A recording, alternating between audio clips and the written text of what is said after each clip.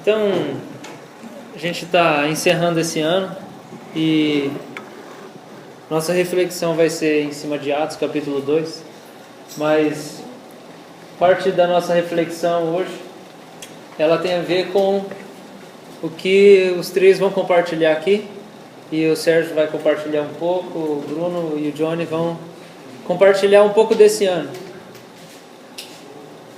sobre o que Deus fez na vida deles nesse ano.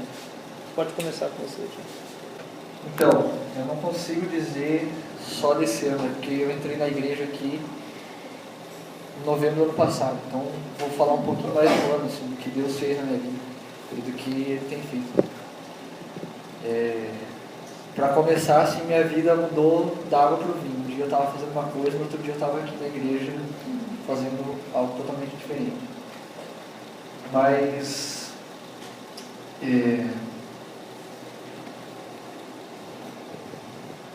acho que vou falar 3 pontos, né? 3 coisas. 3 pontos, igual o pastor aqui.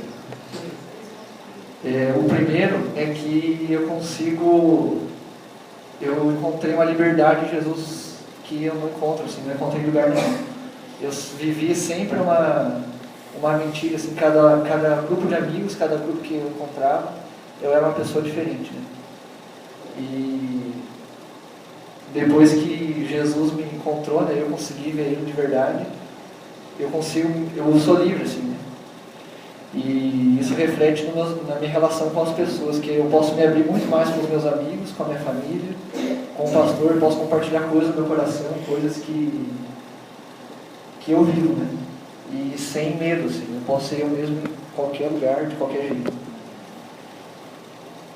A segunda coisa é que Deus me deu fé, né? Ele me deu graça e Ele me deu fé.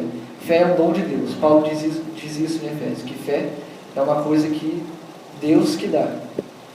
E Ele me deu fé e agora eu tenho a convicção das coisas de Deus. Convicção dos sonhos de Deus, convicção de que Ele tem coisas para mim, para realizar na minha vida. E é só isso que eu preciso buscar. E a terceira coisa, que eu acho que é a principal, é que eu consigo ouvir Deus agora. Eu acho que desde que eu estou aqui eu fico reclamando do pastor que eu não consegui ouvir Deus. E uma coisa que eu falava para ele que eu acho muito massa nele é que ele ouve Deus. Ele é um homem que ouve Deus. E uma coisa que eu sempre reclamava, eu ficava bravo comigo, porque as coisas aconteciam e eu não conseguia ouvir Deus. Eu agia no impulso. Não que eu não faça isso agora, né? Mas agora eu consigo ouvir Deus mais naturalmente, assim, na minha vida. Ele fala comigo, eu tenho a certeza, assim, Ele fala comigo e eu consigo saber o que Ele está falando. E isso é a principal coisa que eu tenho vivido aqui, né, nesse tempo. É isso aí, gente. Praticamente tudo que o Deus me viveu também eu vivi, assim, pós-república. A partir de uma que ele começou a congregar e tal. Mas eu não separei pontos, assim, não sou meio organizado. Mas, cara, o meu ano de 2013, assim, se resume em uma palavra, eu acho, assim, que é frustração, assim. Eu estava frustrado no final de 2012 e Deus me apresentou o pastor e a galera e me chamaram para ir para a praia em dezembro e foi um tempo fantástico, né? Meu Deus, não tem nem como falar. E o ano foi passando e a gente vai aprendendo. Eu sou, crente assim, desde berço, né? E você vai se espantando com um tanto de coisa que... Eu me espantei com um tanto de coisa que eu experimentei em um ano, assim, sendo que eu estou há 19 na igreja. Né?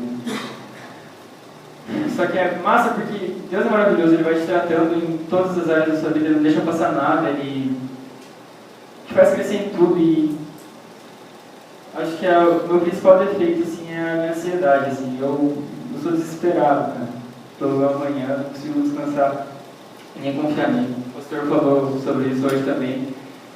E, no mínimo, umas 2 ou 3 áreas da minha vida, assim, eu fui me frustrando porque eu achava que eu tinha que fazer alguma coisa, que Deus dependia de mim para fazer alguma coisa, assim. Mas negócio ridículo, assim, só que, cara, é minha carne, é natural, é normal, mas a gente não pode deixar abaixo isso daí. E, me joguei no pé de Deus, literalmente, assim, me vi no chão, assim, e falei, cara, eu não consigo fazer nada, eu não consigo nem descansar em ti, eu não tenho força para descansar em ti, eu preciso de você. E Deus está tratando nesse ano muito isso na minha vida, de conseguir descansar nele e ser dependente dele, porque, cara, ele é o que mais quer da gente bem, ele só tem coisa boa pra nós e... Só que, sei lá, isso é meu, assim, de querer fazer as paradas, assim, mas pela graça infinita dele, ele tá mudando isso, assim. Mas, cara, a gente tudo isso, uma coisa, assim, que marcou, assim, esse ano e pro resto da minha vida é que Deus, assim, pela infinita misericórdia dele, assim, ele me moveu a dar um passo, assim, de fé.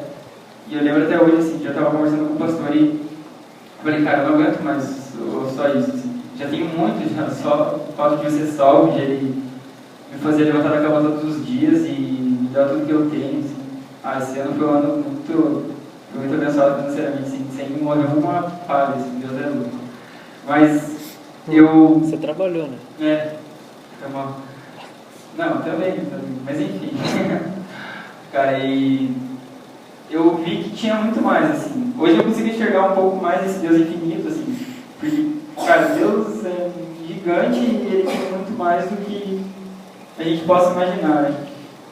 E eu lembro que eu falei pro pastor, eu falei, cara, eu não aguento mais isso que eu tô vivendo só. Eu sei que Deus tem mais e eu tava desesperado, assim, pra mais de Deus.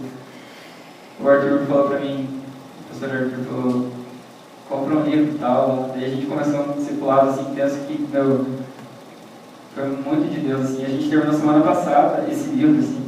A gente fazia capítulo, cada semana um capítulo e tal.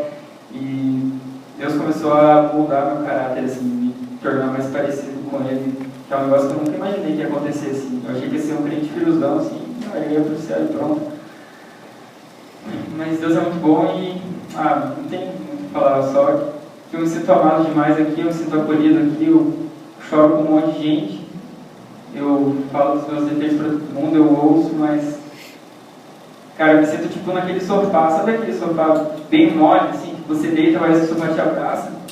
Minha avó tem um, assim, eu deito e eu já começo a dormir quase, eu descanso, o sofá parece que me abraça e eu me sinto assim aqui, cara. Eu chego aqui e já me dá uma alegria, me dá uma paz de saber que tem um monte de gente de Deus, um monte de gente amável e que eu posso contar com vocês para toda hora, assim. Mas vocês também podem contar comigo por, sei lá, mais tombo, assim, que eu seja, eu estou aí para chorar com vocês e é nóis.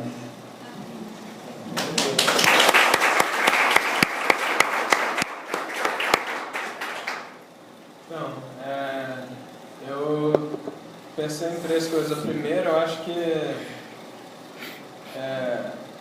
eu ia em outra igreja antes, né? E quando eu vim pra quando eu vim pra cá, parece que eu conheci outro Deus, assim. Eu conheci um Deus, vim pra cá, conheci outro Deus.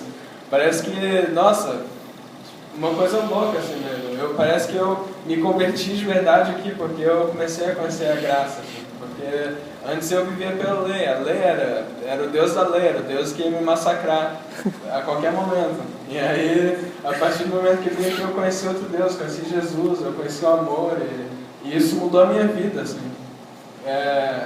Junto com isso, eu acho que eu sempre tive um chamado de pastor e tudo, mas na igreja que eu ia não tinha nenhuma estrutura para isso, nenhuma mesmo, assim.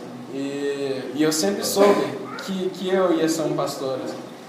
E aí Deus me põe numa igreja que tem a maior estrutura para pastor que eu já vi, que anda lado a lado com o pastor e sendo discipulado por ele, e aí eu já estou no seminário, e aí Deus fazendo tudo, sem eu fazer nada, sabe? E isso é incrível, assim. Esses 2 anos que eu estou aqui, nossa, eu amadureci muito, assim, muito mesmo, assim. É isso, do mesmo jeito que eu conheci outro Deus e eu conheci outro aqui, eu vim e estou lentamente me tornando outro, cada vez mais parecido com Jesus mesmo. nossa, isso tem sido muito bom, assim. A principal coisa, eu acho que uma coisa que eu já testemunhei aqui uma vez, que a minha família é bem estruturada, assim, eu quase não considero muita gente minha família, assim, só porque é sangue meu, entendeu? Porque eles são muito afastados, eu nunca tive nenhum contato e tudo. Então minha família são só os bem próximos, assim, que são muito poucos. E aí eu nunca entendi, assim, muito o conceito da família, o que é uma família, sabe? E aí quando eu vim pra cá eu pude conhecer isso, sabe? O que é uma família, o que é ter pessoas do meu lado, o que é poder chorar com uns e rir com outros e poder compartilhar as minhas dores e poder receber ajuda. E isso foi a melhor coisa. Essa igreja aqui é realmente a minha família hoje. Isso sem dúvida alguma. Eu não me sinto mais sozinho do jeito que eu sentia, sem família nenhuma, sem nada. Hoje eu tenho certeza que eu tenho uma família aqui. Então, é isso. Então, Tem que usar. Então, pouca gente me conhece aqui, eu congrego essa igreja, mas sempre que a primeira vez que eu vim, eu já gostei muito daqui e eu sempre vi que aqui era um lugar também que todo mundo me acolheu muito bem. Eu já tinha amigos aqui, pessoas que sempre eram um espelho mesmo de pessoas cristãs, assim, que buscam mesmo a Deus. E eu sempre tive vontade de estar aqui, eu sempre achava assim que Deus me impulsionava para vir para cá. Eu conheci pessoas que eu nunca imaginei conhecer e que me mostraram a República. E para mim foi bastante louco, porque eu nunca pensei em ser uma igreja. Faz 2 anos que eu congrego lá e puxa, é bem difícil você sair dessa zona de conforto e ir para outra igreja e buscar novos ares, novas pessoas, desvincular de ministérios e se jogar mesmo no que Deus tem preparado para você. E sexta-feira foi um dia muito abençoado. Semana passada foi muito de Deus, porque eu pensava que eu não ia conseguir ser da minha igreja, não ia conseguir vir para cá e sair dos ministérios e largar tudo e vir para cá. Mas Deus usou a vida do José ali e a vida do pastor para falar comigo, e eu sou muito grata a Deus por usar a vida deles para falar com a gente. E isso é muito lindo, porque a gente tem que largar a nossa, sei lá, ali, lá na minha igreja é tudo bem diferente daqui, bem diferente do louvor, pregação, é bem diferente, tudo é diferente. Mas eu vejo que Deus escolheu essa igreja para poucas pessoas que são maravilhosas, pessoas que são muito cheias de Deus e muito cheias de amor para dar, para ministrar no coração das pessoas. Eu sou uma pessoa que falo demais, mas eu nunca consigo falar direito dos meus sentimentos, não consigo explicar as coisas que eu estou sentindo, e para mim, se vir aqui falar com vocês, expor para vocês o que eu estou vivendo, é muito, muito louco mesmo. E eu queria falar, é isso, que o amor de Deus é muito incrível, porque mesmo você pensa, eu estou dando um passo no abismo, assim, e eu sei que Deus vai me segurar. São as asas dele que vão me levar, e a força dele que me mantém de pé, é o que ele me ministra todos os dias, é eu ter paciência, eu ter calma, que o que ele tem preparado para mim eu vou encontrar, independente de onde eu for, ele está comigo e ele cuida de mim, e esse é o amor dele que eu sou feliz por ter, por sentir amada também. Sou amada também, antes eu não era, mas agora eu sou. E é isso, eu glorifico a Deus mesmo pela igreja, por todos que estão aqui, pelo pastor, por todos que fazem parte dela. Amém. Amém.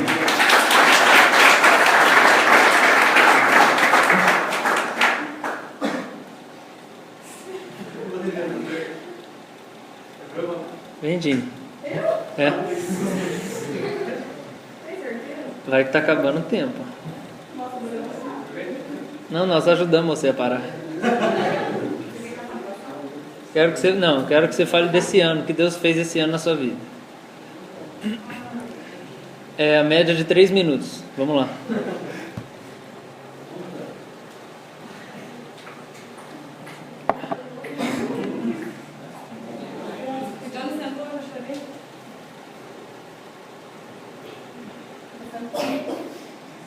Bom, gente, eu sou faladeira pra caramba, quem me conhece sabe.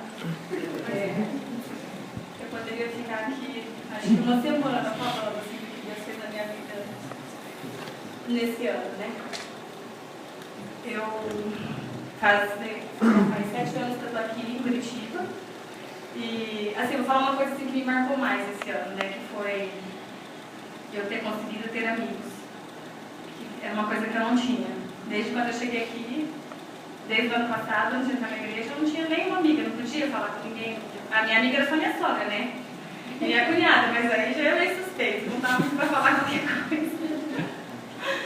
Então, assim, as meninas do grupo, nossa, foram assim, demais comigo, sabe? São pessoas que eu posso conversar, que eu posso compartilhar os meus problemas. Assim, a rapaziada é tudo gente fina também, tudo, mas a idade não bate muito, né? Os papinhos não dá muito certo, mas vocês também são lindos, gente de Deus mesmo, a gente sente quando entra aqui. Eu também já tive muita decepção em muita igreja, eu morei nos Estados Unidos, comecei na igreja lá, as pessoas competiam com roupas, competiam com outras coisas, com bens e tal.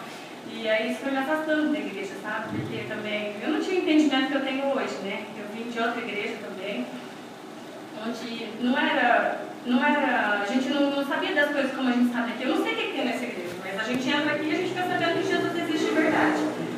Que não é aquele Deus, eu não sei, talvez a gente desculpe mais pra frente. Mas assim, o que eu senti aqui é que Deus realmente, Ele existe, Ele nos ama, a gente não precisa se matar para que Ele nos ame mesmo. E Ele dá as coisas pra gente sem a gente ficar o dia inteiro ajoelhado.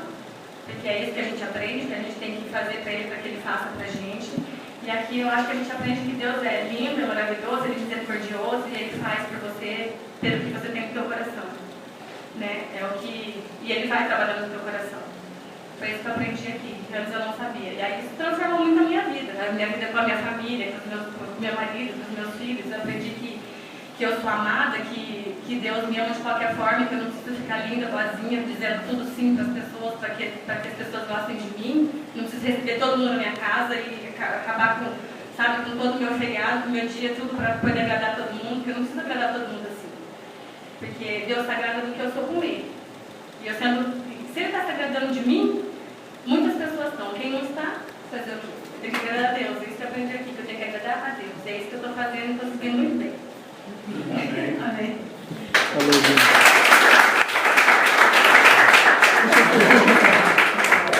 O último, Léo. Vamos lá. Não quer falar? Que rebeldia é essa? O povo é tudo quebrantado aqui, viu? Uma exortação já mudou tudo. Uma palavra. O que dizer desse Deus que eu conheço pouco tempo, mas considero parte.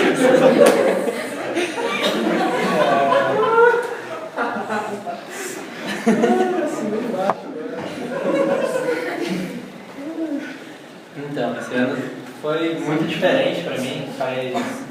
Eu nasci em berço cristão também, crente pelo menos, né?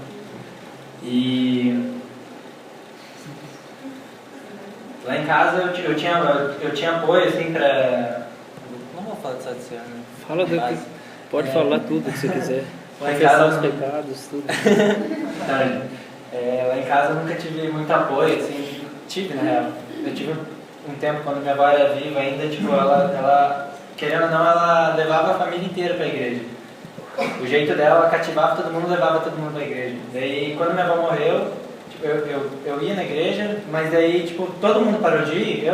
Eu tinha 13 anos, eu parei junto também, né? E desde esse tempo até meus 15, 16 anos eu fiquei fora da igreja.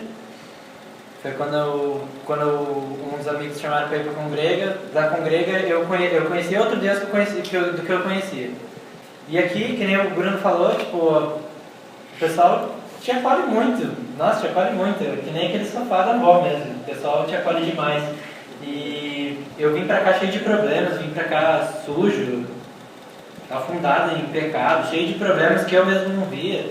E Deus foi mostrando através das pessoas, e as pessoas me ajudando a mudar, e Deus sendo a base de tudo. E desde que eu entrei na igreja até agora, eu sou totalmente outra pessoa. E agradeço muito a Deus por isso. Agradeço a Deus pela vida do pastor, que realmente, como o Sérgio falou, aqui é a única igreja, que eu acredito pelo menos, é a única igreja que você anda lado a lado com o pastor. Se você precisar ver o pastor durante a semana, ele vai se esforçar para gastar o tempo dele com você. E eu acredito que Deus que move isso, e agradeço muito a Deus por cada um de vocês também que me receberam bem aqui. Todos que passaram tempo comigo, seja um minuto que você passou comigo, um abraço que você me deu, eu agradeço cada um que me apoiou aqui. Obrigado.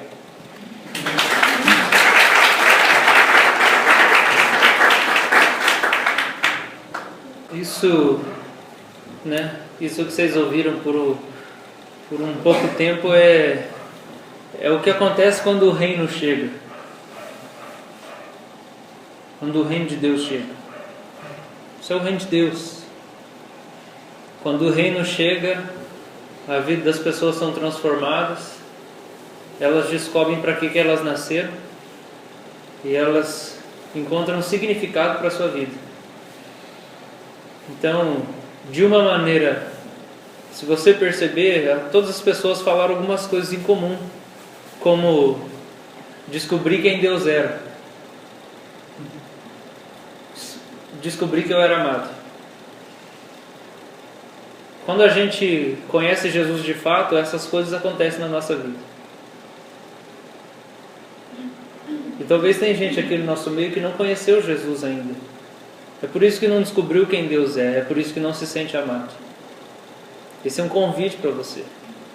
Se você não conheceu Jesus, se você não vê essas coisas acontecerem na sua vida, é porque você precisa conhecer Jesus, você ainda não conheceu Ele. O que a gente fala aqui é de testemunho real de vidas que foram transformadas por um encontro com o Evangelho. Um encontro com o Evangelho. Gente que descobriu o Evangelho, que Deus visitou, que Deus tocou o coração. Você pode vir com qualquer filosofia para tentar desmoralizar aquilo que nós pregamos aqui nesse púlpito. Mas eu vou perguntar para você quais são os seus frutos. Sua filosofia dá fruto ou não dá fruto? Se a sua filosofia não transformou a vida de ninguém, eu vou te mostrar famílias restauradas e pessoas que se encontraram. Porque se a sua filosofia não muda a vida das pessoas, ela é uma filosofia de vida morta. Mas quando a gente olha para a vida da nossa comunidade, a gente vê o Evangelho sendo pregado, a gente vê pessoas sendo transformadas. Porque o Evangelho transforma a vida das pessoas. O verdadeiro Jesus transforma a vida das pessoas. E é por isso que eu convidei pessoas para falarem um pouco das coisas que foram mudadas nas suas vidas nesse ano. Porque eu quero dizer para você que quando você encontra o verdadeiro Jesus, a sua vida é transformada. Quando você encontra o Jesus que é real, aquele que está vivo, não o Jesus histórico, não a história de Jesus, o Jesus vivo, que está vivo agora, que está vivo hoje. Quando você encontra Ele, sua vida é transformada. E se a sua vida não foi transformada, você precisa de Jesus. Você precisa de Jesus, você precisa encontrar Jesus, você precisa conhecer Jesus. Jeremias fala que buscar-me-eis e me achareis quando me buscardes de todo o vosso coração. Qualquer um aqui pode encontrar Jesus. Qualquer um aqui pode descobrir quem Deus é. Qualquer um aqui pode ter o seu coração tocado e ter o seu vazio substituído por um preenchimento que é sobrenatural. Isso está em Jesus. Então, se essas coisas todas que foram faladas são estranhas para você, você precisa de Jesus na sua vida. Porque quem faz tudo é o Senhor Jesus. Quem fez tudo é o Senhor Jesus. É o poder que ressuscitou Jesus. Jesus é uma pessoa, um Deus que virou gente, o único Deus encarnou, e Ele morreu, e depois Ele foi ressuscitado. O poder que ressuscitou Jesus é o poder que transforma a vida dessa gente aqui toda. Você precisa de Jesus. Você pode provar disso. E eu queria que a gente pudesse ter esse tempo para isso, para a gente poder ver o Jesus que ressuscitou, Ele está aqui no nosso meio. É por isso que as vidas são transformadas. A gente teria muito mais gente para compartilhar, mas a gente vai refletir, dando continuidade nisso tudo em Atos 2. Atos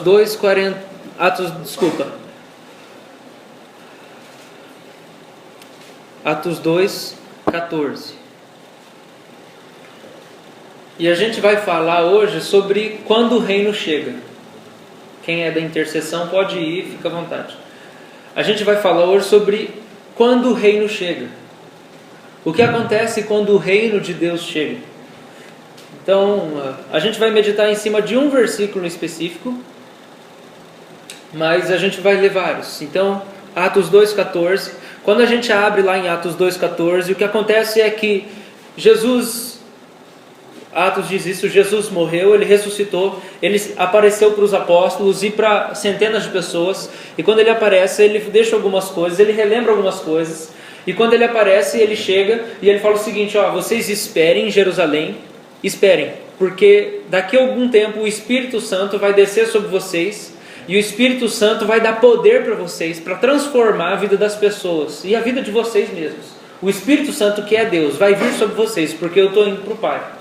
Então Jesus ascende aos céus, Ele vai para o céu vivo, Ele ressuscitou e Ele vai para o céu vivo, desaparece no meio das nuvens, e aí os apóstolos, os discípulos, mais ou menos 100 pessoas estão lá, e eles estavam todos os dias no templo orando.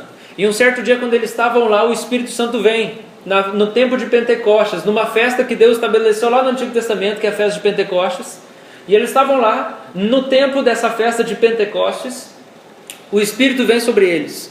E aí quando o Espírito vem sobre eles, o lugar onde eles estavam tremeu, e eles começavam a falar. Mas eles não estavam falando na língua deles, eles estavam falando em outras línguas. Línguas que eles mesmos não sabiam falar. E eles estavam falando sobre Deus em línguas que eles não sabiam falar. E o pessoal que estava ali por perto, que era de outros países, outras regiões, ficaram assustados porque pensaram: como que esse povo judeu está falando a nossa língua? Nós estamos entendendo o que eles estão falando, como que eles sabem falar a nossa língua? E então eles estão ali. E isso é ainda cedo. 9 horas da manhã. Obrigado. É 9 horas da manhã. Então eles estão ali, os caras tudo falando em língua que eles não sabem falar, e o povo está entendendo, e eles estão falando sobre Deus, o Espírito Santo desceu, o dom de línguas aconteceu, e aí os caras que estão ouvindo, eles pensam assim: como que eles estão falando a nossa língua? Alguns falavam assim: esses caras aí, eles estão bêbados, logo de manhã eles estão bêbados, como que eles estão falando essas coisas? Alguns não entendiam nada. E aí, versículo 14, o apóstolo Pedro se levanta, e a gente vai ler a partir daí, no meio dessa bagunça que Deus está fazendo. Então se levantou Pedro com os 11, e erguendo a voz, advertiu-os nestes termos: varões judeus e todos os habitantes de Jerusalém, tomai conhecimento disto e atentai nas minhas palavras. Estes homens não estão embriagados, como vindes pensando, sendo essa a 3ª hora do dia. Eles contavam a hora a partir das 6 da manhã, então 9 horas da manhã. Mas o que ocorre é o que foi dito por intermédio do profeta Joel. E acontecerá nos últimos dias, diz o Senhor, que derramarei do meu espírito sobre toda a carne. Vossos filhos e vossas filhas profetizarão, vossos jovens terão visões e sonharão vossos velhos. Até sobre os meus servos e sobre as minhas servas derramarei do meu espírito naqueles dias, e profetizarão. Mostrarei prodígios em cima no céu e sinais embaixo na terra: sangue, fogo e vapor de fumaça. O sol se converterá em trevas e a lua em sangue, antes que venha o grande e glorioso dia do julgamento do Senhor. E acontecerá que todo aquele que invocar o nome do Senhor será salvo. Varões israelitas, atendei a essas palavras. Jesus, o Nazareno, homem aprovado por Deus diante de vós com milagres, prodígios e sinais, os quais o próprio Deus realizou por intermédio de Jesus entre vocês, como vós mesmos sabeis. Sendo este entregue pelo determinado desígnio e presciência de Deus, vós o matastes, crucificando por mãos de iníquos, o qual, porém, Deus ressuscitou, rompendo os grilhões da morte, porquanto não era possível fosse ele retido por ela.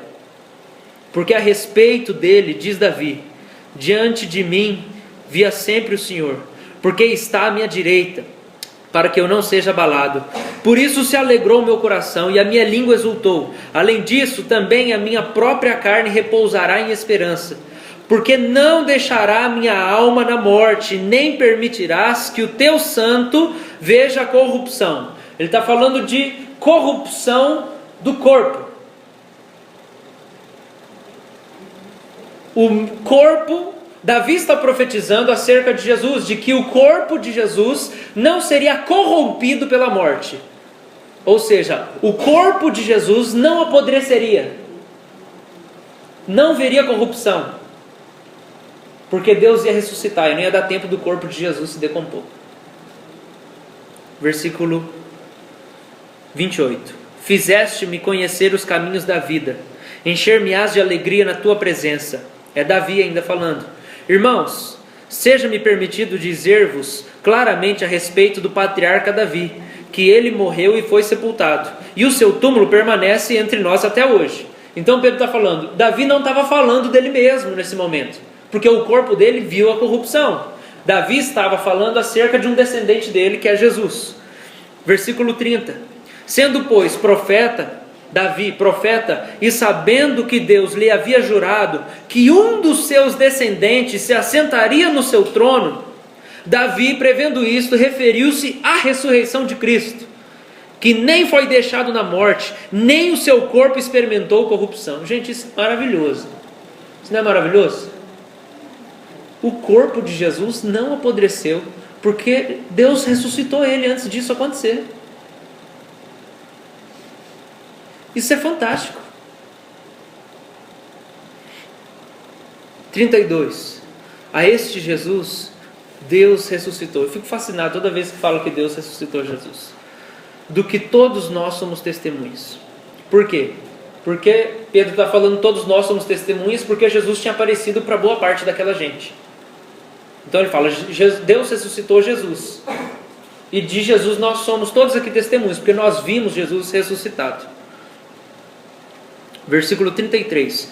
Exaltado, pois, à destra de Deus, tendo recebido do Pai a promessa do Espírito Santo, derramou isto que vedes e ouvis. Porque Davi não subiu aos céus, mas ele mesmo declara, disse o Senhor ao meu Senhor, assenta-te à minha direita, até que eu ponha os teus inimigos por estrado dos teus pés. Esteja absolutamente certa, pois, toda a casa de Israel, de que é este Jesus que vós crucificastes, Deus o fez Senhor e Cristo. Versículo 37. Ouvindo eles estas coisas, compungiu-se-lhes o coração, e perguntaram a Pedro e aos demais apóstolos, que faremos, irmãos?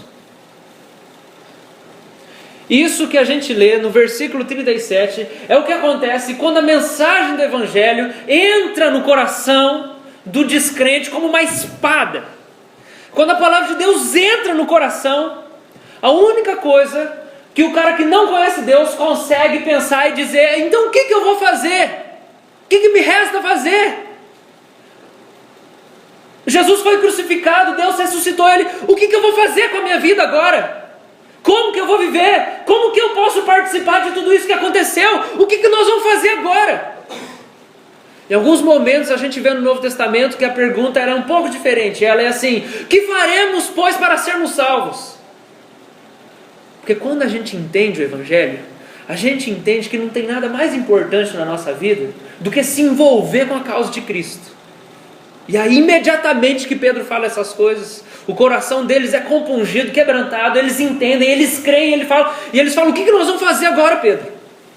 E Pedro fala no versículo 38, respondeu-lhes Pedro, arrependei-vos,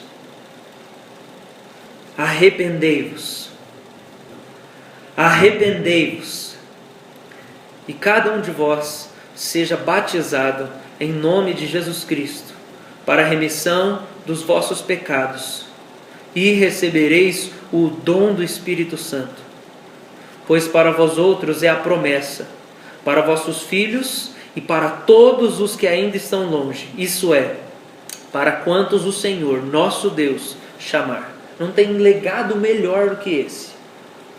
Não tem legado melhor que esse para você deixar para as gerações que estão por vir. O legado é: a promessa que Deus fez para mim é também para você, meu filho, meu descendente. É a melhor coisa que alguém pode deixar para aqueles que vêm na geração posterior. Versículo 40, a gente está chegando no fim. Com muitas outras palavras, Pedro deu testemunho e exortava-os, dizendo: salvai-nos desta geração perversa. Então, os que lhe aceitaram a palavra foram batizados, havendo um acréscimo naquele dia de quase 3.000 pessoas. E perseveravam na doutrina dos apóstolos, e na comunhão, no partir do pão e nas orações. Em cada alma havia temor, e muitos prodígios e sinais eram feitos por intermédio dos apóstolos. Todos os que creram estavam juntos e tinham tudo em comum. Vendiam as suas propriedades e bens, distribuindo o produto entre todos, à medida que alguém tinha necessidade. Diariamente perseveravam unânimes no templo, partiam pão de casa em casa e tomavam as suas refeições com alegria e simplicidade de coração, louvando a Deus e contando com a simpatia de todo o povo. Enquanto isso, acrescentava-lhes o Senhor dia a dia os que iam sendo salvos. Isso aqui é o começo da igreja. Você vai ver gente falando que a gente tem que voltar para isso, você vai ver gente falando que a gente não tem que voltar para isso. Eu sei que se a gente andar com Jesus, a gente vai se parecer com esse negócio aqui. Não tem outra alternativa. Se nós andarmos com Jesus vivo, nós vamos nos parecer com isso. Enquanto eu leio esse texto, eu começo a pensar em um monte de coisas que tem acontecido no nosso meio. Porque quando nós andamos com o Jesus que está vivo, Ele muda a nossa história. Ele muda a nossa história. Tudo que você foi, um dia de repente você começa a ser transformado e se torna outra pessoa. Foi isso que a gente ouviu de muitas pessoas aqui. Porque o Jesus vivo muda a nossa história. Quando eu comecei a ler esses últimos versículos, aí você começa a pensar que eles começavam a vender as coisas que eles tinham para ter tudo em comum, e se alguém tinha necessidade eles abençoavam. Eu comecei a lembrar da gente, porque se tem uma coisa que tem alegrado meu coração aqui no nosso meio, é que eu tenho visto gente extremamente generosa, e eu me alegro muito com isso. Gente que paga coisas para os outros, que dá presente para os outros, que compra tênis, que compra roupa, que compra passagem de avião, que paga viagem, que paga conta, que dá comida, que paga comida, que constrói casa, que dá fogão, que abençoa. Porque quando o Evangelho chega na nossa vida, a nossa vida transforma e nós entendemos que o mais importante é simplesmente andar com Deus e como Deus. É viver do jeito de Deus. Viver como Deus viveria se estivesse aqui. E de fato Ele está dentro de mim. Então o dinheiro não é mais o nosso alvo, não é o nosso foco. Se o dinheiro valesse tudo isso que as pessoas dizem que ele vale.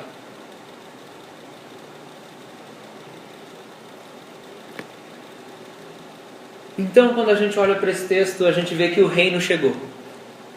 O reino chegou. E eu quero tratar a igreja como reino. E eu quero falar de 3 coisas.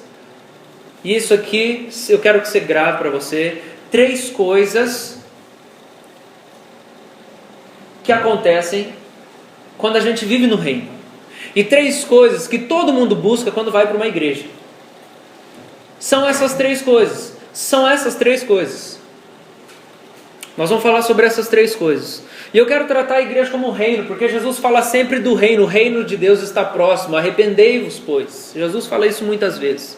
E eu quero tratar a igreja como reino.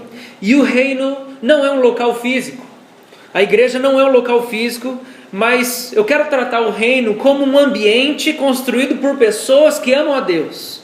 Isso é o reino. O reino de Deus é isso. É o local onde pessoas que amam a Deus estão vivendo como Ele e estão vivendo com Ele. Onde essas pessoas chegaram, o reino chegou. Onde o Espírito de Deus moveu, O reino chegou. O reino de Deus está aqui no meio de nós. Por isso, identificamos a transformação na vida das pessoas. Porque estamos começando a viver como Deus vive. Porque nos relacionamos com Ele. Essa semana a gente foi lá no cinema assistir, convidei meus pais, a gente foi no cinema assistir o filme do Hobbit. E aí, o filme todo eu comecei a perceber metáforas acerca do Evangelho. E toda hora eu falava, pai, olha aí, opa, tem alguma coisa aí nessa cena. Se você não assistiu, eu não vou falar, mesmo que eu esteja morrendo de vontade de falar. Muito, porque é demais parecido algumas coisas com o Evangelho, várias analogias. Né? Se você não sabe, o Tolkien, que é o escritor lá, ele era cristão. Então, ele fazia associações. Diferentemente de C.S. Lewis, ele pegava um personagem, ele escreveu lá as Crônicas de Nárnia, e quando ele fazia associação diretamente com o personagem. O Tolkien não. Ele escrevia toda a história, e em alguns momentos da história, alguns personagens tinham aspectos de Jesus. Aspectos do Evangelho e do Reino de Deus. Então não é sempre que um personagem do filme vai representar Jesus ou o Reino, mas em alguns momentos isso vai acontecer. E eu não vou contar o filme, mas eu vou contar.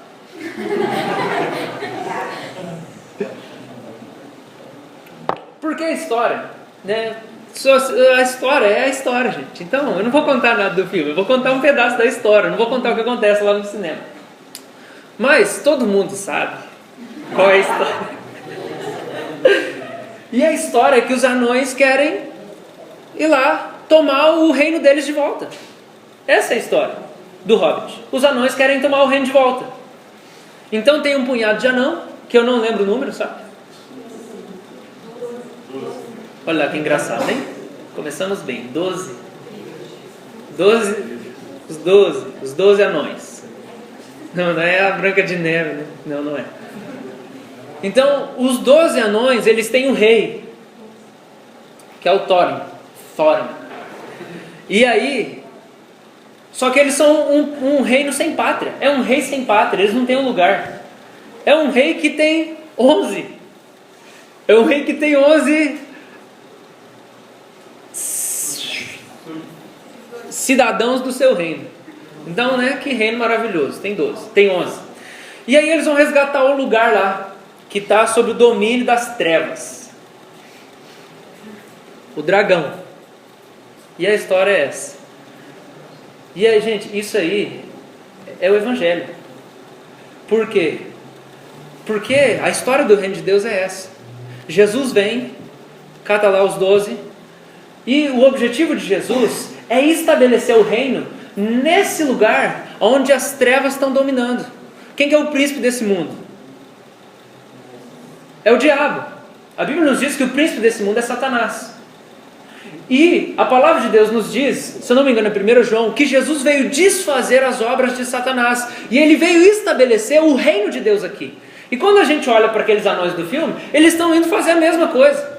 Eles estão indo lá para tomar de volta aquilo que é deles. E eles vão estabelecer o reino dos anões lá. E eles vão mandar o dragão embora, que é Satanás.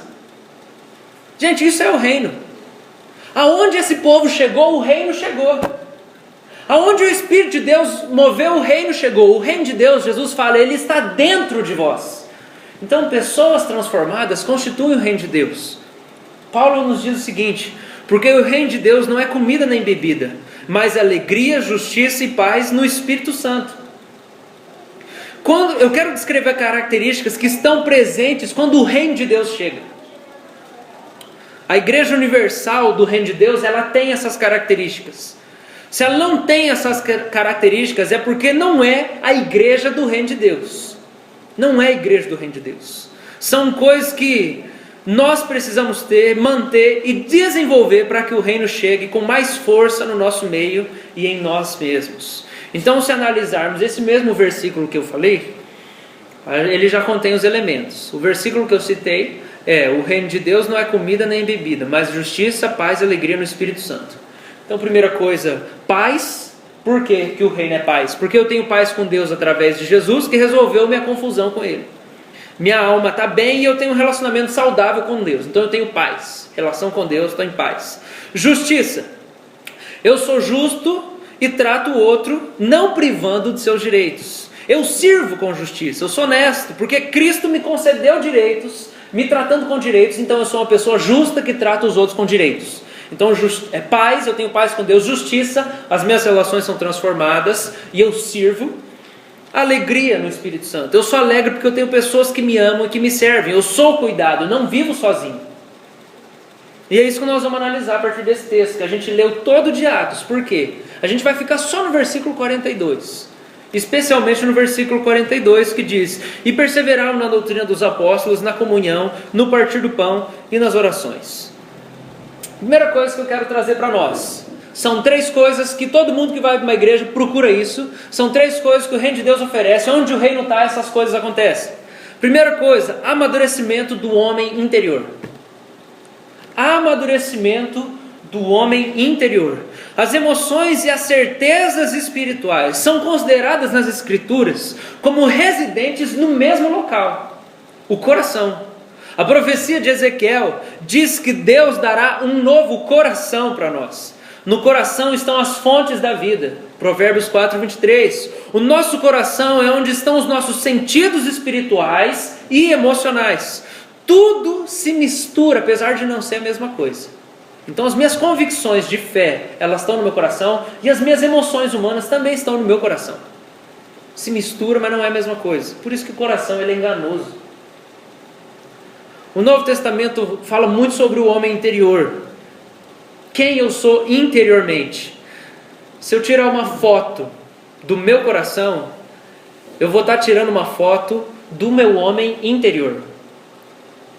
Seu coração e o estado dele revelam o seu homem interior. Como está o seu coração? Como está o seu coração? Paulo nos diz também que, apesar do nosso corpo ir se enfraquecendo, envelhecendo com o passar dos anos, nosso homem interior se renova de dia em dia, sendo transformado à medida que conhecemos mais a Deus e nos relacionamos com Ele. Amadurecimento do homem interior. Isso é uma coisa que quando o reino chega, acontece. Onde o reino de Deus chegou, as pessoas amadurecem no homem interior. Quem elas são por dentro. O seu caráter, o conhecimento interior que elas têm acerca de Deus. E como as emoções delas acontecem. Jonathan Edwards, que eu gosto muito dele, ele tem um livro que é um tratado só sobre os afetos santos. Que fala sobre como as emoções são transformadas no lugar onde um avivamento genuíno acontece. As pessoas começam a sentir de um jeito diferente. E quando o reino chega, o homem interior amadurece, ele cresce. Então nesse texto de 42, versículo 42, fala da sã doutrina e oração. E isso tudo chapa, forma, molda o homem interior. O que é a sã doutrina e oração? O entendimento de Deus e a amizade com Deus. Isso gera transformação no homem interior, quem você é por dentro. Isso transforma o seu coração. Esse é o princípio de toda saúde física e espiritual. Crescimento do homem interior. Tem um provérbio que eu amo, sempre gostei demais, que fala assim, que se o homem estiver fisicamente fraco, mas o seu espírito estiver animado, o espírito dele animado vai conseguir sustentar o corpo dele que pode estar caindo aos pedaços. Mesmo na fraqueza física, o espírito animado vai sustentar. Mas o corpo estando bem e o espírito abatido, quem que vai aguentar um espírito abatido? Você pode ser a pessoa mais saudável da face da terra. Se você for abatido emocionalmente, espiritualmente, você acabou. Acabou para você. Por isso o homem interior é o mais importante. Às vezes você acha que o problema da sua vida é o cansaço físico. Eu sou muito cansado. Eu sou muito isso. Ou como demais. Ou então eu sei lá o quê. O nosso maior problema não é físico. O nosso maior problema é na nossa alma. Porque a gente pode até fisicamente estar debilitado. Paulo falou, eu carrego no corpo as marcas de Cristo. Paulo devia ser um cara mancando, sei lá, tudo arrebentado. Foi apedrejado não sei quantas vezes, náufrago não sei quantas vezes, espancado e deixado como morto não sei quantas vezes, perseguido o tempo todo. Ele devia ter um monte de deficiência física.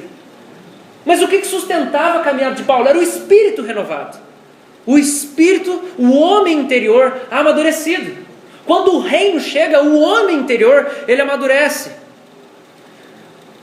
Então, fala que os apóstolos pregavam a sã doutrina.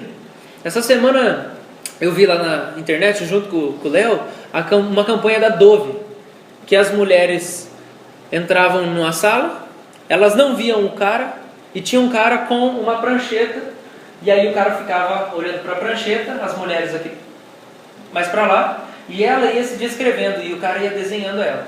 Ele não via ela. O que ele ouvia era o que ele desenhava. E aí depois saía, e uma pessoa que conhecia aquela mulher entrava lá.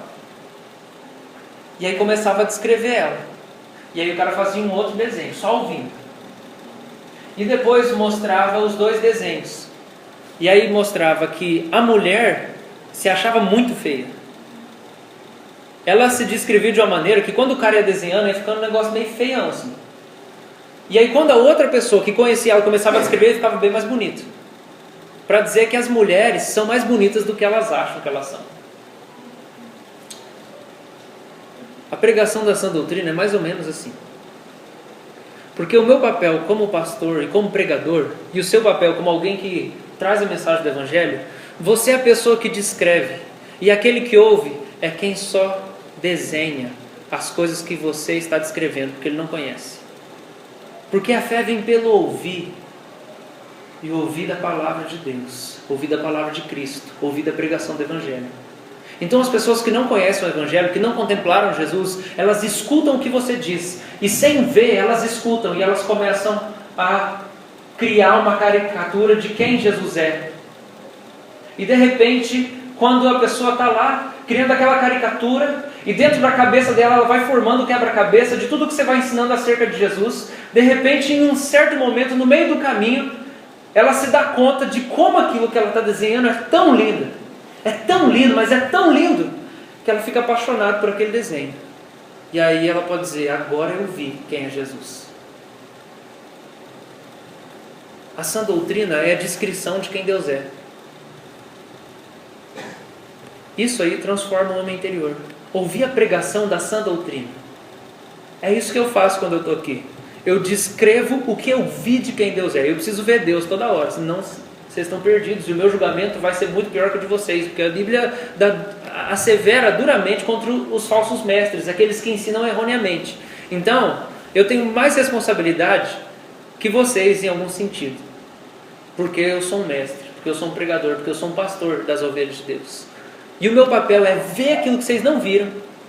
É ver o que vocês não viram, é ver, é contemplar a majestade e a glória do Evangelho de quem Jesus é e trazer para vocês. E enquanto eu falo na cabeça de vocês, vocês vão montando aquele quebra-cabeça, até o momento onde vocês podem dizer, agora eu consigo enxergar, agora eu posso ver. Isso é essa doutrina, a descrição de quem Deus é. Então isso é o que eles faziam, a descrição de quem Deus é, a sã doutrina. E isso forma o homem interior. E a oração? A oração é um relacionamento, é a interação com aquele Deus que você veio a conhecer. Fazer amadurecer o homem interior demanda tempo, demanda joelhos calejados, demanda lágrimas, demanda tempo, demanda tempo, demanda tempo, demanda tempo e tempo. Você precisa dar tempo. Você precisa dar tempo para amadurecer o seu homem interior. Para crescer o seu coração e o seu conhecimento de Deus, você precisa dar tempo para Deus. Tempo é o que você precisa dar para Deus. O que eu vejo é que a gente tem gente no nosso meio que se gloria de trabalhar demais. E acham que essa desculpa vai colar com Deus. Mas Deus nunca pediu para a gente trabalhar ao ponto da gente não conseguir ter tempo com Ele para descobrir quem Ele é e amadurecer no nosso homem interior.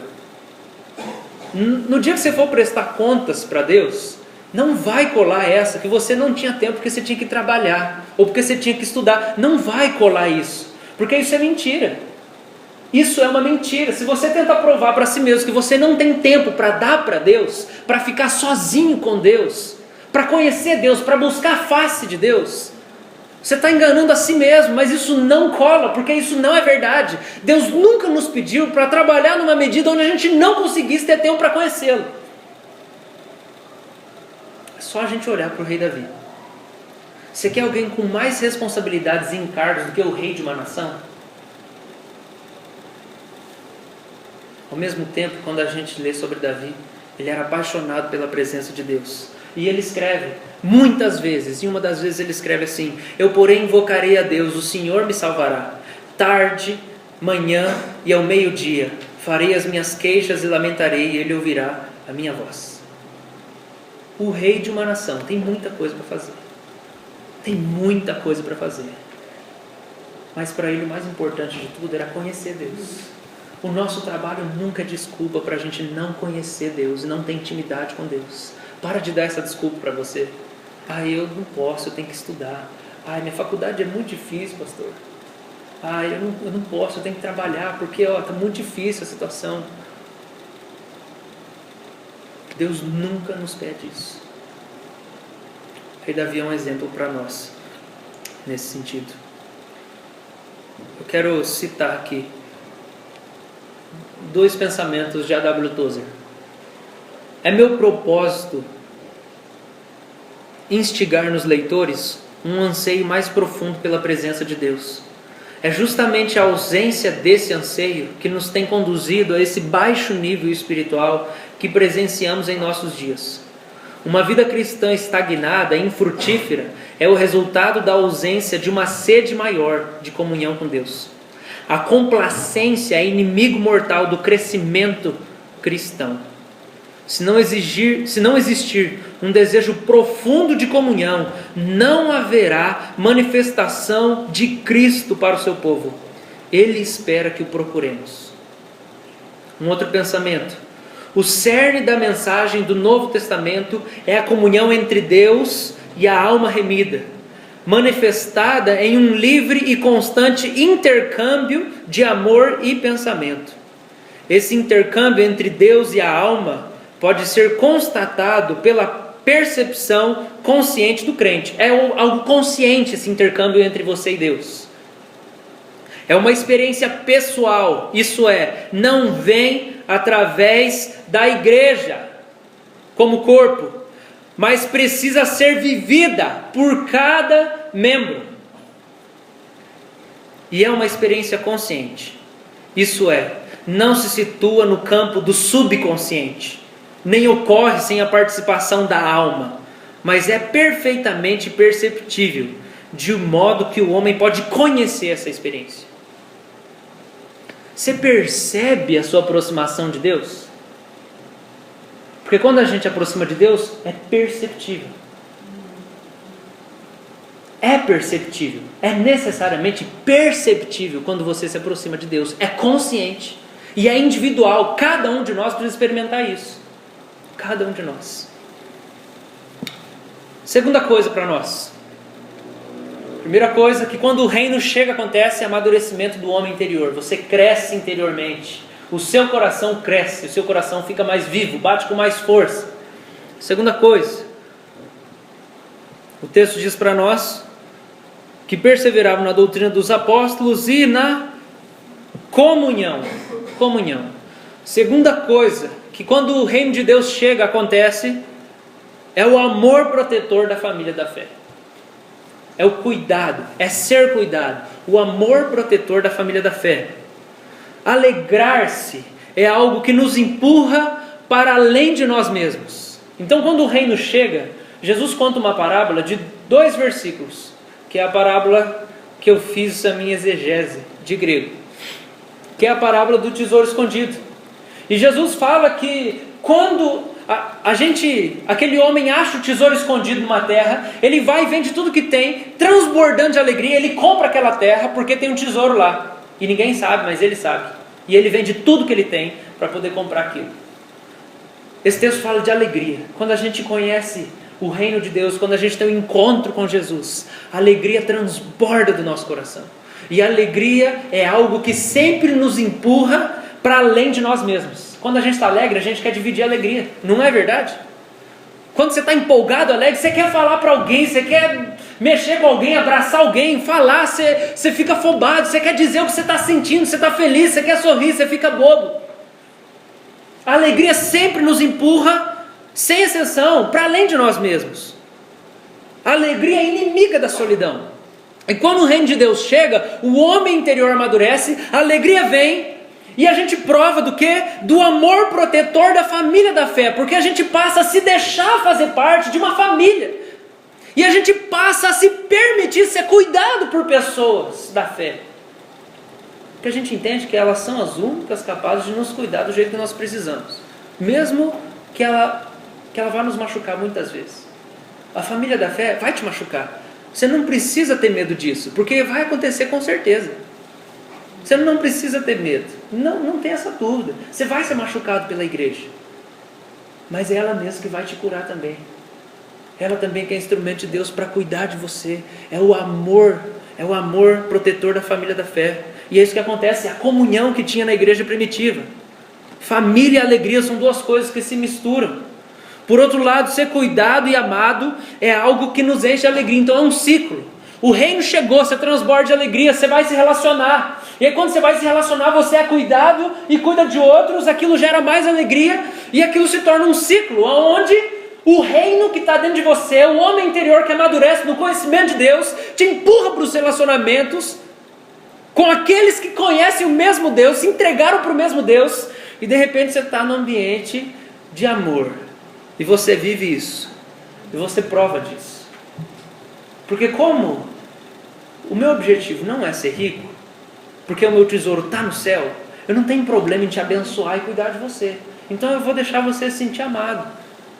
Eu posso compartilhar minhas roupas, as coisas que eu gosto, tudo, meu dinheiro, a minha família, a minha casa, a minha comida, os meus sentimentos. Eu não estou preocupado em me salvar, eu já estou salvo. E o meu tesouro está no céu, então eu vou dividir tudo com você, sem medo nenhum. A gente vira família. Eu queria abrir um parênteses aqui. A extinção das relações sexuais pecaminosas, presta atenção, a extinção das relações, das manifestações pecaminosas, das manifestações eróticas nos relacionamentos de um jeito errado, o fim dessa coisa que a gente vira quando a gente é carente, né? Porque quando a gente vive carente, a gente tenta suprir a carência de qualquer jeito. Então a gente paga qualquer preço para ter a carência suprida. A gente se humilha diante de pessoas, a gente dá o nosso corpo, a gente dá de nós mesmos, a gente dá da gente mesmo para tentar conquistar um tipo de afeto que vai suprir a nossa carência. O fim desse tipo de comportamento, o fim da imoralidade sexual no nosso meio, a extinção das relações sexuais pecaminosas acontecem quando a gente experimenta o cuidado protetor da família da fé. Porque na família da fé não tem abuso. Daqueles que têm crescido no homem interior não tem abuso, mas tem cuidado que revela que o outro não está só. Então eu manifesto tanto amor por você, porque o reino chegou na minha vida, eu manifesto tanto cuidado, que você vai descobrir que você não precisa se entregar para um monte de gente para se sentir amado, porque através de mim eu vou cuidar de você, e eu vou te abençoar, e eu vou ministrar o amor que Jesus ministra no meu coração, e você não vai precisar mais sair por aí ficando com todo mundo, porque quando você sai por aí ficando com todo mundo, você quer se sentir amado, você quer se sentir amada, mas quando você entrou na família da fé, você viu que você consegue amor de graça, sem ter que se humilhar, sem ter que se prostituir, sem ter que entregar o seu corpo, simplesmente para ter uma afirmação, porque você se sente muito para baixo. De alguma maneira todos nós somos carentes aqui, mas é a família da fé que cura os nossos desvios sexuais, porque é o amor que a gente recebe de graça, que nos liberta de ter que buscar a todo custo por aí fora. O reino chegou. O reino chegou.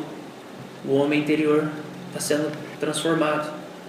O coração está sendo transformado. O reino chegou. A família da fé está se amando, está se cuidando.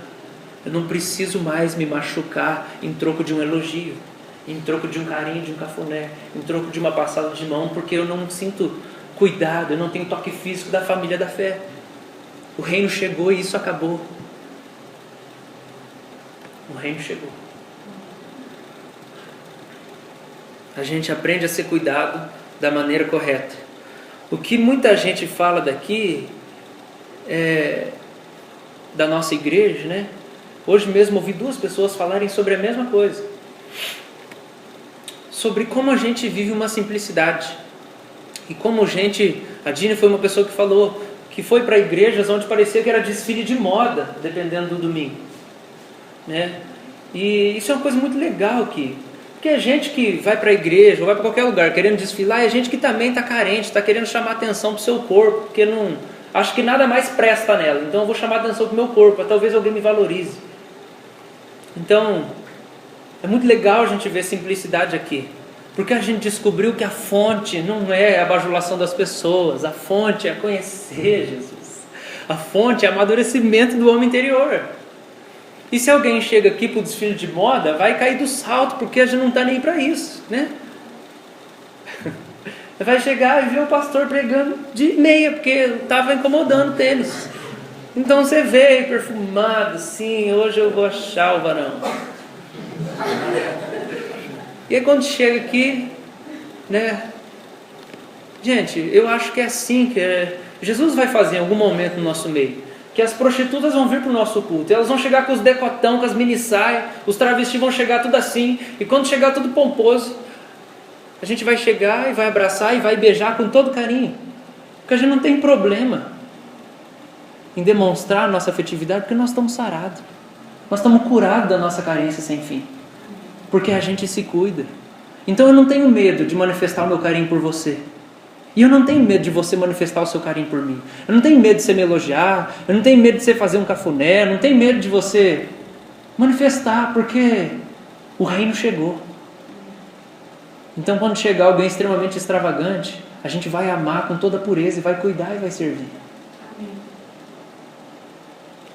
Outra coisa que eu vejo é que a gente fala muito sobre se sentir amado aqui. Sobre isso aqui ser uma família. Mas eu ia fazer uma pergunta, só que a única pessoa que sabe dar resposta é talvez a Célia, mas a Maria Helena, o Vilmar, gente que está desde o começo. O que eu prego desde que eu cheguei aqui, desde 3 anos atrás, quando eu assumi a congregação como responsabilidade minha, é que a gente não precisa agradar ninguém. A gente só precisa viver para agradar o coração de Jesus e não ser escravo das pessoas. De uma maneira incrível, parece que todo mundo se sente amado quando a gente decide fazer isso. Estranho, né? Eu não quero agradar ninguém, só quero agradar a Deus e glorificar o nome dEle. Sem eu querer, as pessoas se sentem amadas à minha volta.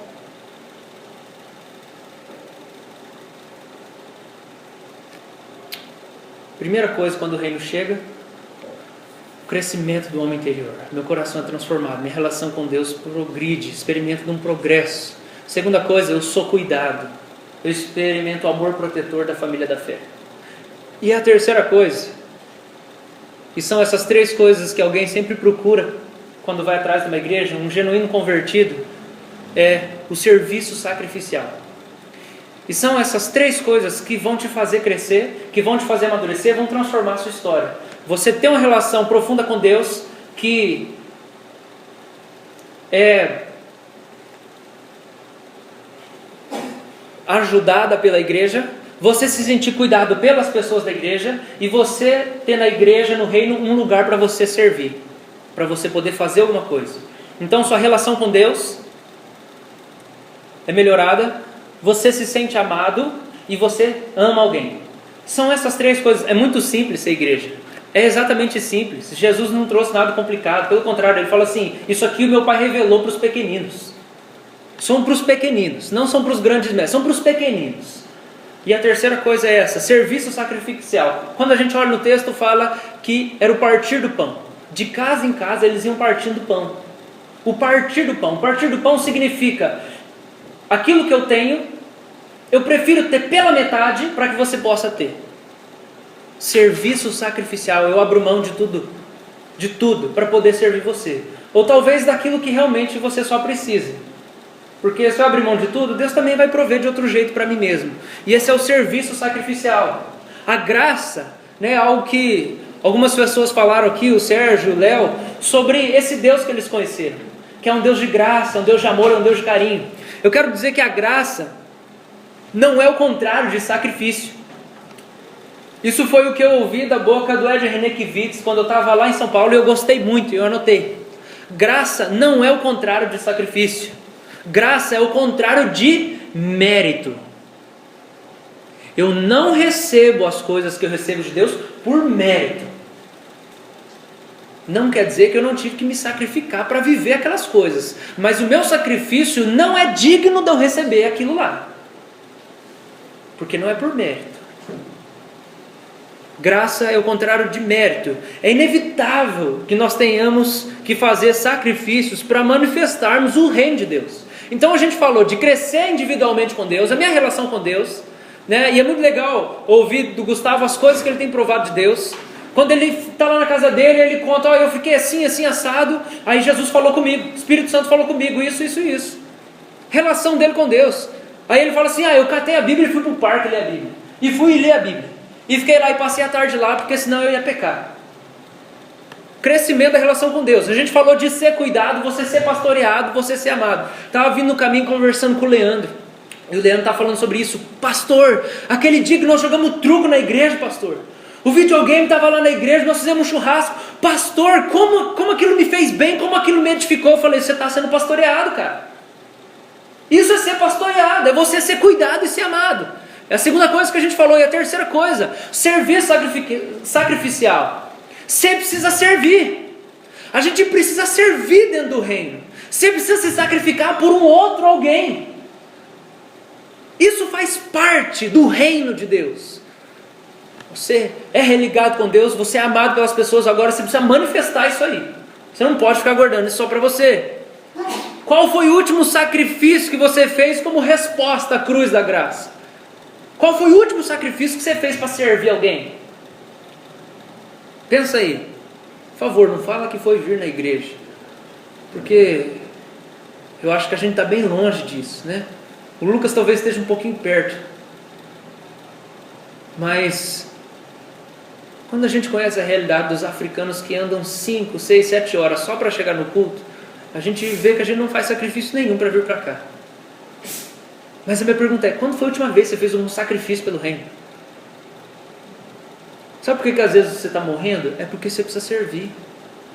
Nós precisamos servir. O partir do pão. Quando foi a última vez que você sacrificou um luxo doméstico para abençoar alguém passando necessidade? Gente, ou é uma coisa ou é outra coisa. Se a nossa fonte de alegria é o Evangelho, a nossa fonte de alegria não é ter uma casa cheia de móveis bacana para a gente se sentir confortável. Ou é uma coisa ou é outra coisa. Ou a nossa fonte de alegria, o nosso tesouro é no céu, ou é aqui na terra. Se a gente não está disposto a abrir mão de algumas coisas que nós temos dentro da nossa própria casa para servir os outros, nós não vamos provar da alegria do céu. Nós estamos buscando a alegria da terra, que é ter coisas, ser reconhecido, viver confortavelmente. Isso não é o reino. É o sacrifício que revela o reino. Eu tenho sido impactado pela história de São Francisco de Assis. Desde que eu ganhei a correntinha da Letícia, o pingente da cruz de São Francisco de Assis, que conta que o pai dele era muito rico, ele foi para as cruzadas, Jesus falou com ele num certo momento, onde ele estava passando perigo de vida, e aí ele voltou, e quando ele voltou pelo caminho, ele começou a ter compaixão profunda pelas pessoas. Ele se compadecia dos leprosos, se compadecia dos pobres, ele começou a dar as coisas que ele tinha e os tecidos caros que o pai dele tinha. Uma hora o pai dele chega e briga com ele, e fala assim: você está me envergonhando em praça pública, na frente de todo mundo. O pai dele vai e briga com ele. Ele fala assim: então tá bom, já que eu não posso servir a Deus e servir o Senhor, Pai nosso que está no céu agora, o meu pai está no céu. Ele tira toda a roupa que ele tem e dá para o pai dele, fica peladão. E aí um jardineiro que está ali perto dá uns pedaços de pano para ele. E o São Francisco de Assis, ele viveu a vida dele para cuidar dos pobres. O coração dele era cheio de compaixão e compungido pelas pessoas. Ele nem queria criar ordem franciscana, mas as pessoas queriam seguir ele. Elas falavam: cara, nós precisamos te seguir, nós queremos te seguir. Gente casada começou a seguir ele, mulheres começaram a seguir ele, homens começaram a seguir ele. Era inevitável por causa daquilo que existia dentro do coração dele, a paixão pelas pessoas, as pessoas em situação de risco, a paixão pelos pobres, pelos desprezados, pelas pessoas que eram rejeitadas. O serviço sacrificial. Trabalho é o que não falta no reino.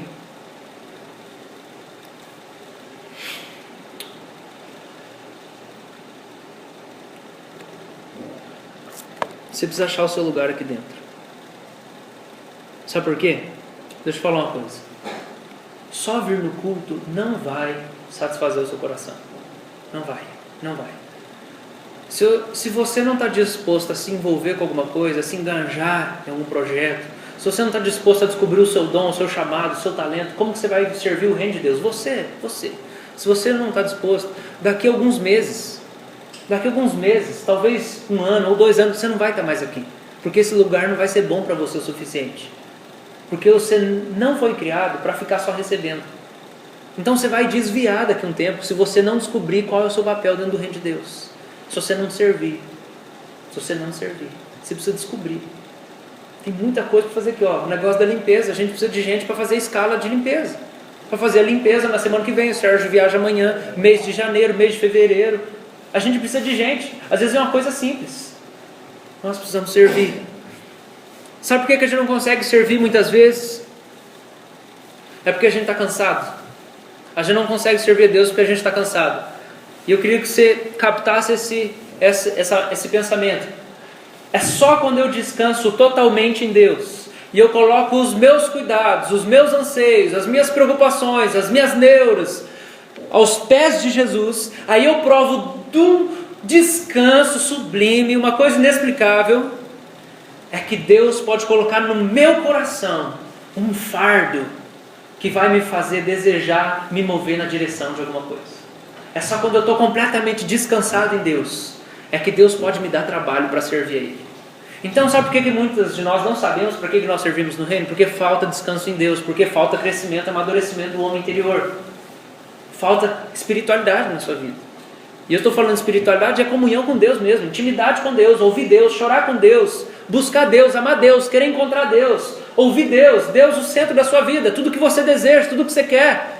É só lá, nesse lugar, quando você decide viver para isso, é que você consegue descansar das suas preocupações, dos seus anseios, das suas necessidades. Você descansa completamente, uma coisa inexplicável, sobrenatural. E aí quando você prova desse descanso, o Antigo Testamento diz que Deus chegava para alguns profetas e Ele colocava o fardo dele sobre esses profetas. E porque eles estavam completamente descansados em Deus, o coração deles pesava por alguma causa. E eles sentiam um peso, uma angústia, uma inquietação dentro deles. E eles se moviam até que Deus provesse de alguma coisa. De alguma maneira, até que Deus providenciasse alguma coisa. Você quer sentir o seu coração queimando pelas coisas que o coração de Deus queima? Você quer amar o que Deus ama? Você quer sentir o que Deus sente? Você quer ter compaixão das pessoas? Você quer ter disposição para servir? Você precisa ter intimidade com Ele, precisa descansar. Você precisa descansar nele primeiro. Eu quero encerrar contando algo que eu ouvi hoje sobre a igreja do Egito. Sabe que o Egito, esses tempos atrás, começou, né, toda aquela bagunça, aquela revolução. E lá em Cairo tinha um dado momento onde não tinha mais hospitais para levar o pessoal que estava todo ferido das manifestações. E a igreja lá, a igreja presbiteriana, ela tem um local para 25 mil pessoas. E no dia de culto, o culto é às 8, você tem que chegar às 6 para conseguir um lugar. E aí quando o culto começa, tem 25 mil pessoas dentro, 15 mil do lado de fora. E essa igreja é numa caverna, porque os muçulmanos, tempos atrás, encurralaram os cristãos numa caverna e falaram assim: vocês têm 40 dias para essa montanha se mover. Porque vocês disseram que o Deus de vocês é o Deus que move montanhas. Então, se Ele é o Deus que move montanhas, Ele vai mover essa montanha. Agora, se Ele não moveu essa montanha, é porque Ele não existe. Então, vocês estão adorando um falso Deus. E aí vocês vão morrer. Porque pela lei de Alá, vocês vão morrer. Vocês não podem adorar um falso Deus. No 39º dia, o povo lá jejuando, orando, clamando, a montanha se rachou no meio. 600 metros de distância de uma montanha entre a outra. E aquilo virou uma caverna, com 25 mil lugares para a igreja. O pessoal não morreu, porque Deus moveu as montanhas. E quando a manifestação começou a acontecer, aquela revolução toda no Egito, não tinha para onde levar para o hospital. Tinha gente orando para Deus dar um hospital para a igreja. Um pastor teve uma ideia e falou assim: manda a ambulância vir tudo para cá. 25 mil lugares, a igreja virou um hospital. E eles começaram a cuidar dos feridos. A gente sempre pode transformar alguma coisa que a gente tem para a manifestação do reino de Deus. Tudo que você tem pode ser usado para poder servir. E você precisa servir. Serviço sacrificial. Está difícil? Esse é o reino. Esse é o reino. Quando o reino chega, as pessoas são transformadas. Foi isso que a gente ouviu de gente aqui. O nosso coração é transformado. A gente é cuidado e amado pela família. A gente serve. Vamos orar? Se coloque de pé. Tenho uma pergunta para você. O reino chegou na sua vida?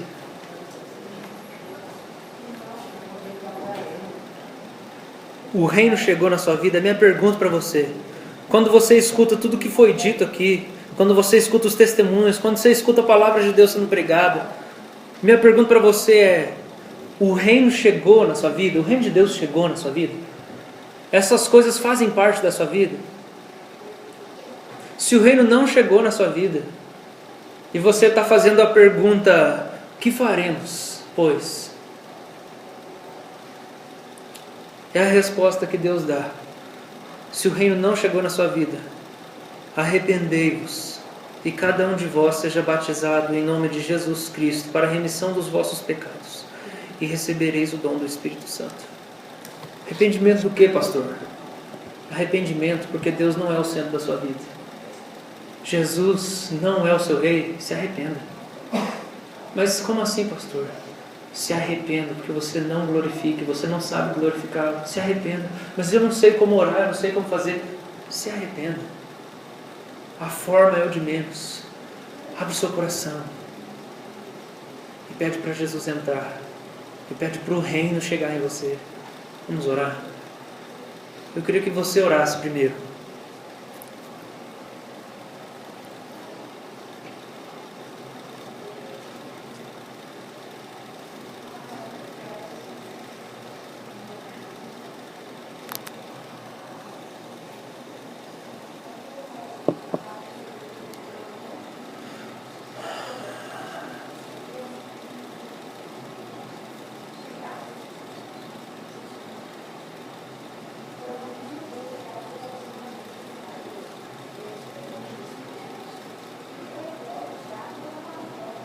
Senhor, quando o reino chega, o nosso coração começa a desejar o Senhor. Quando o reino chega, o nosso coração tem um apetite por te conhecer, por experimentar da sua presença. Por favor, que venha o reino do Senhor. Venha a nós o vosso reino. Seja feita a tua vontade, assim na terra como nos céus. O pão nosso de cada dia nos dai hoje. Perdoa as nossas dívidas, assim como nós perdoamos os nossos devedores. E não nos deixe cair em tentação, mas livra-nos do mal. Porque teu é o reino, teu é o poder, e tua é a glória para sempre.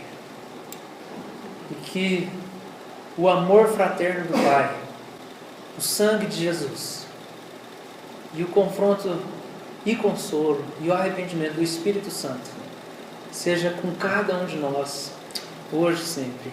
Amém. Deus te abençoe. Deus te abençoe. Dá uns abraços antes de ir embora.